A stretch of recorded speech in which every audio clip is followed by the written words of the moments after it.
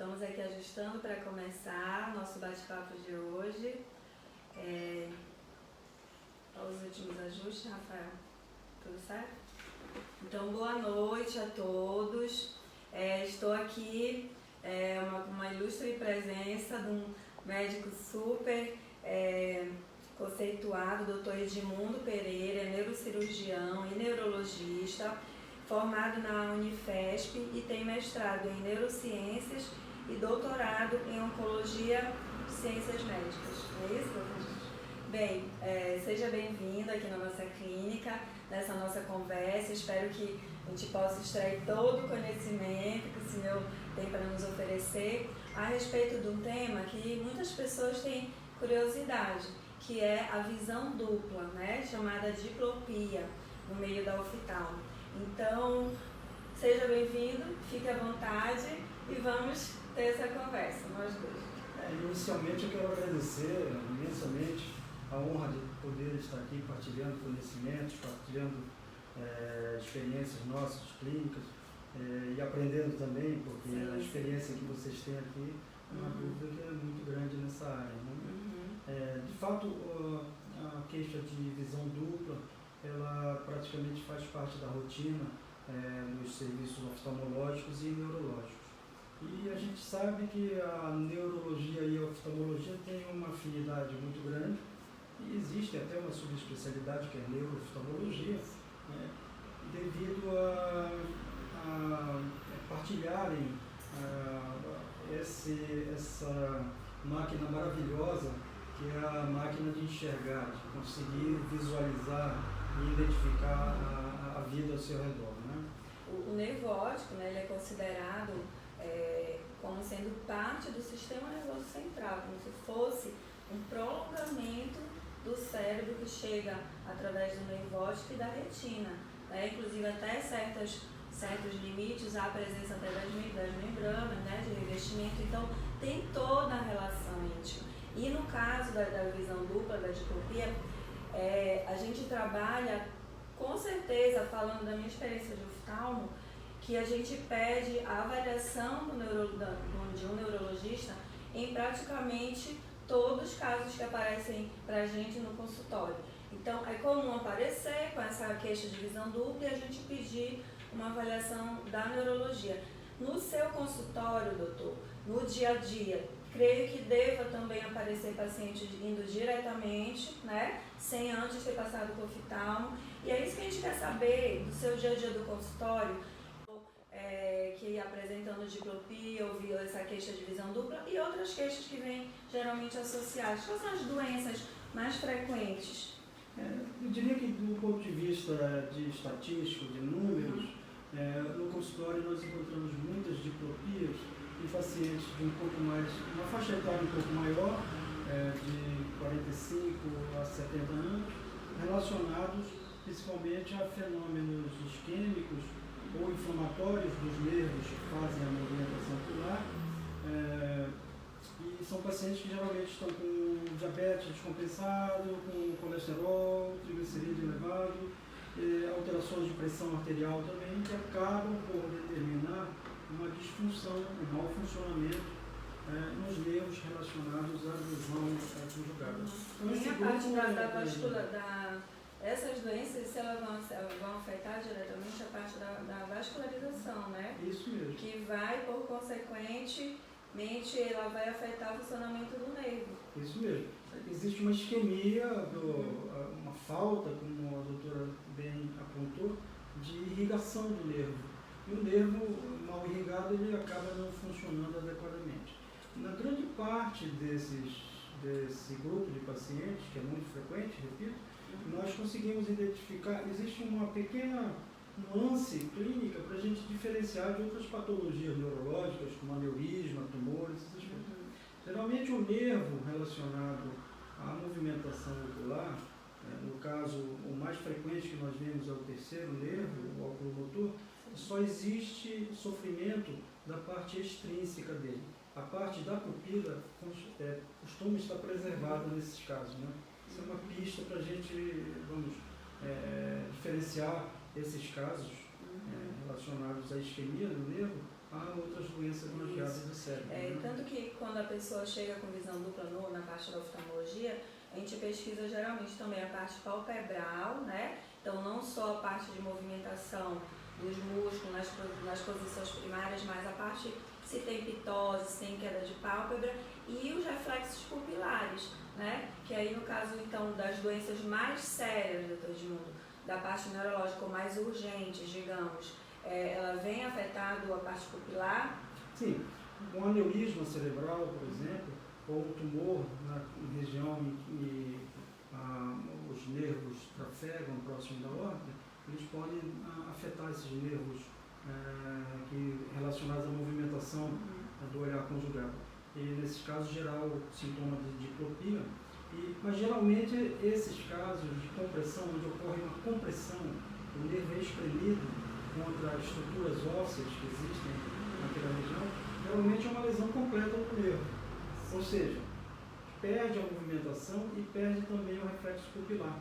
A pupila costuma ficar dilatada nesses casos.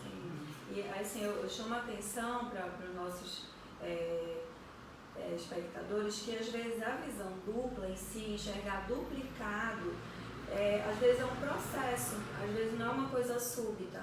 Então, geralmente, os pacientes diabéticos, hipertensos, que têm doenças vasculares, né, que essas duas doenças principalmente, e colesterol causam, eles às vezes vão ocasionando uma visão dupla tão lenta que no início a pessoa tem a sensação de uma visão borrada, de uma visão desfocada. Então é muito importante a gente conhecer a história dessa visão dupla, digamos, há quanto tempo, aí a gente sempre pergunta, não de visão dupla, mas há quanto tempo que você percebeu sua visão borrada ou ficando ruim, porque existe aquela fase que é mais aguda, né? E geralmente no consultório, não sei, no meu sempre vem fases tardias, né? Depois de um mês em diante que as pessoas chegam. No seu é assim também? Também. A gente recebe o paciente já um pouco mais tardio, como você bem apontou. Porque às vezes o sintoma inicial é uma pequena dor de cabeça, como a doutora bem mencionou, apenas uma borração, fica um pouco borrada a visão, não é exatamente uma visão dupla. Então os pacientes acabam não nem procurando atenção médica nesse momento.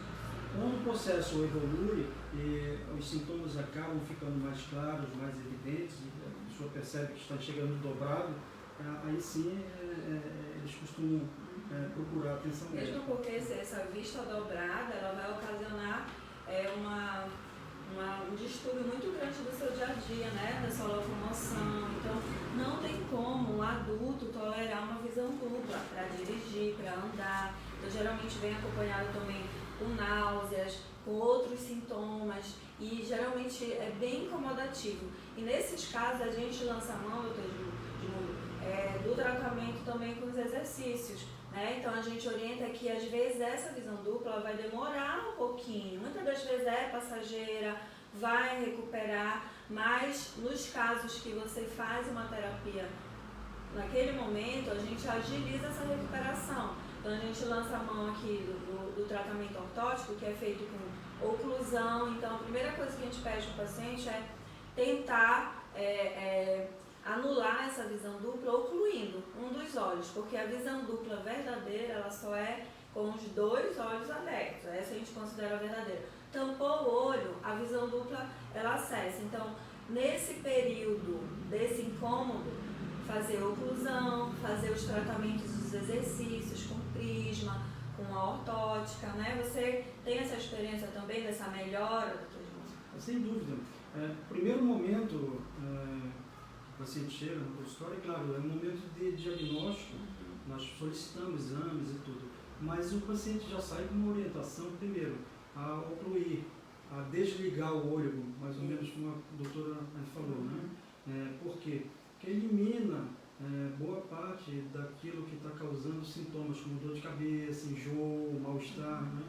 Então a pessoa fica com um tampão ocular, já sai do consultório. Já sai do seu consultório. E normalmente já sai também encaminhado para iniciar, uma vez diagnosticado, excluído os problemas, claro, né? Já sai encaminhado para iniciar os exercícios de ortótica, né? Que são Na verdade, o grande tratamento, realmente, a grande esperança de nós recuperarmos essa visão dupla, né? É o tratamento mais recomendado, mais indicado e mais eficiente também. Né? Isso, acelera logo essa recuperação. Existem casos de tumores, de traumas, de hemorragias que, claro, que são coisas mais graves, né? Que aí você tem que ocluir, porque você vai melhorar os sintomas, mas tem que partir para o tratamento em si, né, doutor? Mais incisivo. Quando você perguntou quais são os nossos pacientes, eu citei o de consultório. São os mais frequentes, mas na prática diária, hospitalar, nós encontramos muitas patologias cirúrgicas, como aneurismas, tumores, que nós fazemos cirurgia, ou o paciente já chega com uma deficiência, um problema no nervo, nos nervos oculomotores, né? Ou até o próprio tratamento cirúrgico acaba deixando um tipo de sequela que, em geral, é transitório.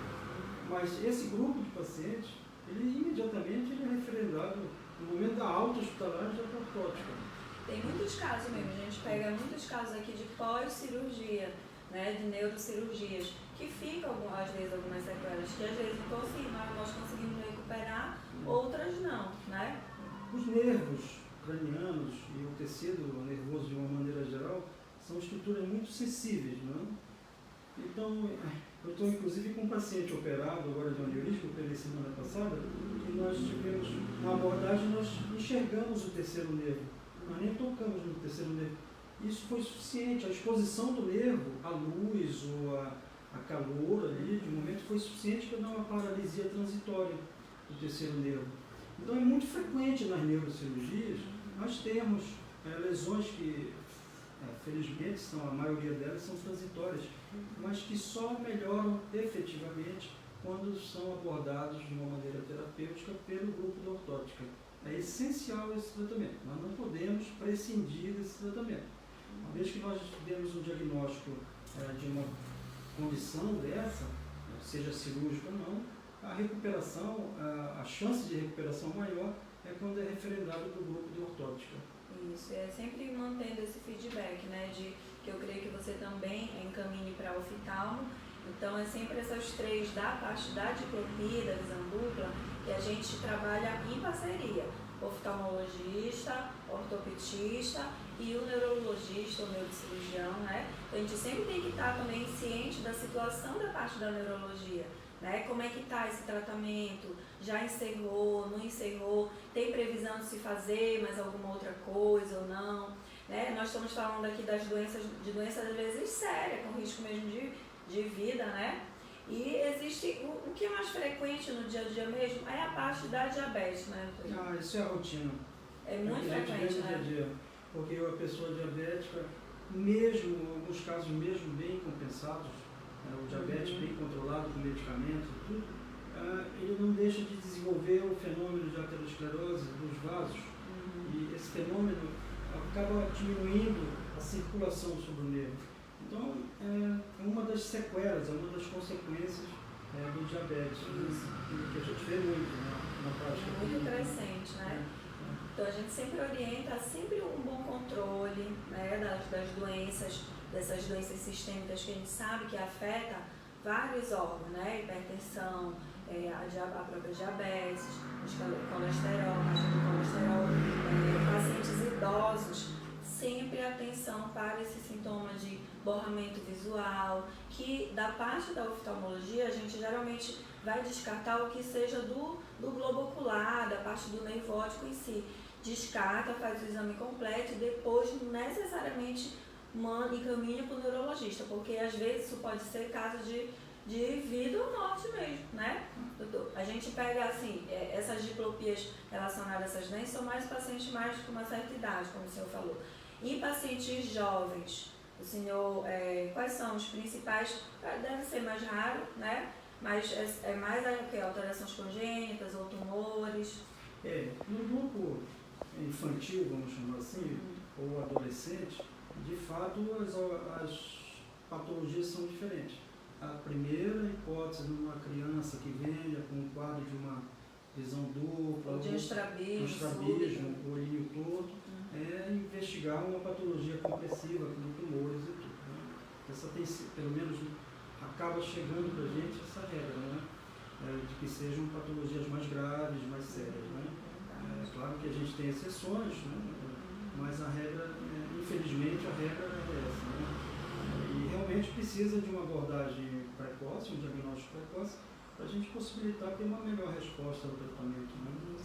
A gente já pegou alguns casos aqui de adolescente, doutor, que apresentou estrabismo súbito, com visão dupla, e a gente a gente até fala para os pais, olha, é urgente procurar um neurologista, um profissional dessa área, e já tivemos casos de sucesso assim, absoluto. Às vezes não é que seja uma coisa grave, mas uma coisa tratável, né? E esse paciente voltou depois de ter feito cirurgia, de neurocirurgia, voltou pra gente, aí está acompanhando até hoje aqui conosco. Então, casos de pacientes mais jovens, sempre encaminhar com urgência para a parte neurológica. E geralmente eles vêm direto, os pais trazem direto pra gente, né? A primeira porta, o paciente, a criança começou a entortar, subitamente traz logo para o oftalmo, e o oftalmo tem a obrigação de pedir imediatamente o encaminhamento para o neurologista.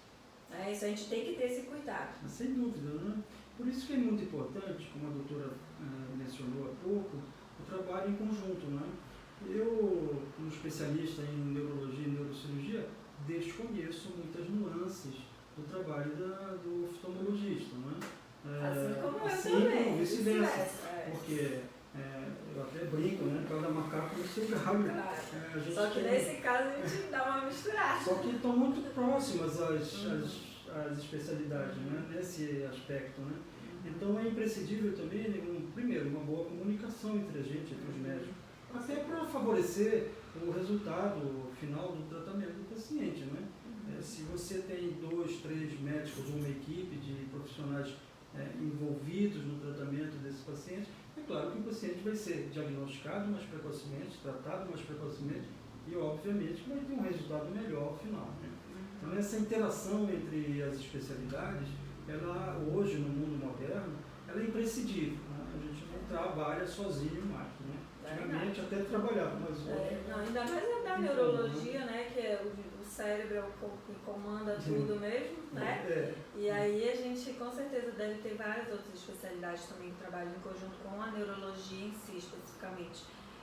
Então, assim, a gente, nesse nosso bate-papo, a gente vai estar à disposição depois de vocês para, caso responderem suas perguntas, vocês podem deixar anotadinho aí que a gente vai responder todas as perguntas, tá? E assim, doutor Edmundo, para encerrar sobre a visão dupla, o que você deixaria assim para a parte dos pacientes mais idosos como prevenção, né? Prevenção a respeito de doenças que podem ocasionar. Que é aquela prevenção no geral, mas fale pra gente assim, o que você diz no dia a dia assim, no seu consultório. Essa palavra que a doutora inseriu, prevenção, é tudo, né? Na vida e na medicina, né? Nós temos que atuar sempre preventivamente. Então, há duas mensagens que eu gostaria de transmitir a todos.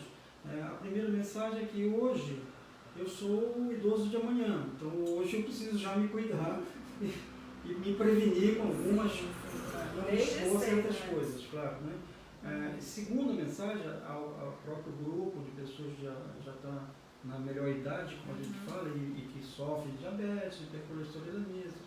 Primeiro, ser rígido no seu tratamento. Não pode negligenciar. É uma condição séria se não for tratada. Se for tratada, é uma condição controlável, na qual a pessoa consegue sobreviver, viver muito bem, conviver com ela de uma maneira normal, quase normal pelo menos. A primeira coisa é essa recomendação. Leve a sério o seu tratamento. Consulte seu médico. Vá no seu médico. Visite seu médico de rotina. Ajuste, faça seus exames de rotina. A primeira condição do ponto de vista de prevenção é essa. Né? Então eu acho que essa é a mensagem que eu queria passar para as pessoas. E da parte do cuidado da doença e também do cuidado da sua saúde como um todo, né, doutor? Então, diminuir o consumo de álcool, né, evitar certas drogas, né, que também estão associadas, né, como as anfetaminas, que hoje a gente também usa muito, fazer uma atividade física, né? E existe alguns polivitamínicos que a gente pode lançar mão também para justamente preservar, eu acho que a palavra junto com a prevenção, é a palavra também de preservar, de conservar a sua saúde, né? Não tratar só da atenção para a doença, mas dar atenção para a sua saúde para que evite chegar nesse estágio. E ter a ideia de que a visão dupla, ela é uma patologia que tem um certo olhar diferente, tá? Não se trata só de uma patologia que é tratada pelo oftalmo, mas tem uma parceria de tratamentos. É um sintoma que causa muito desconforto, doutor. A gente pega aqui muito essa parte, porque chega aqui no nosso consultório só a queixa visual, né? Fora o resto.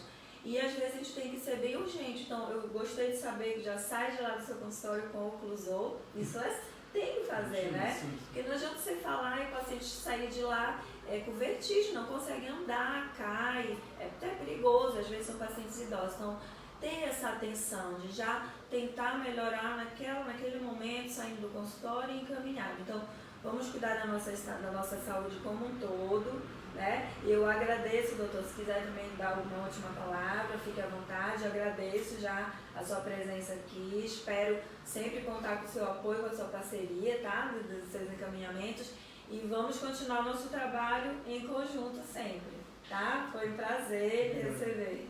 O prazer foi todo meu. Muito obrigado pela possibilidade de estar aqui com vocês. Tá bom.